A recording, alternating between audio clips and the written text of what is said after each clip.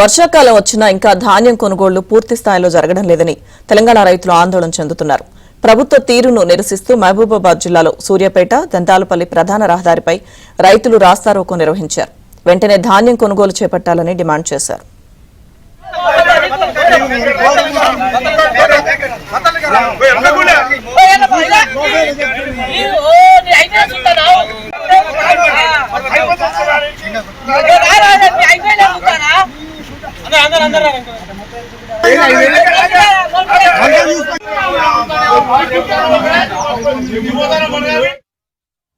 గత నెల రోజులుగా ధాన్యాన్ని కొనుగోలు కేంద్రానికి తరలించిన నిర్వాహకులు కొనుగోలు చేయకుండా నిర్లక్ష్యం చేస్తున్నారని రైతులు ఆవేదన వ్యక్తం చేశారు. వర్షాల కారణంగా కొనుగోలు కేంద్రాల్లో ఉంచిన ధాన్యం మొలకలెత్తుతోందని రైతులు ఆవేదన వ్యక్తం చేశారు.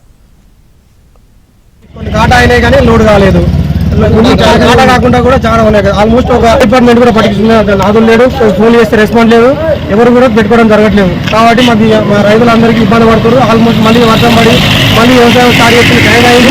అయినా కూడా ఎవరు పట్టించుకునే ఇబ్బంది అవుతుంది. కాబట్టి మాకు తక్షణమే పరిష్కారం చూపెట్టి ఒక 2-3 రోజులలో మా అన్ని కాటాలు అయ్యి లోడ్ అయ్యి మాకు ఎలాంటి కటింగ్ లేకుండా ఇప్పుడు రైతులు ఇన్ని రోజులు పండించినందుకు ఈ మొలకలు వచ్చినాయి, ఇవన్నీ వచ్చినాయి, మీ వల్లనే మొలకలు వచ్చినాయి. కాబట్టి కటింగ్ లేకుండా మా ధాన్యం అంతా కొనుగోలు అయ్యేటట్టు చూడాలని మీ అందరికీ న్యాయం చేయాలని మేము కోరుకుంటున్నాము.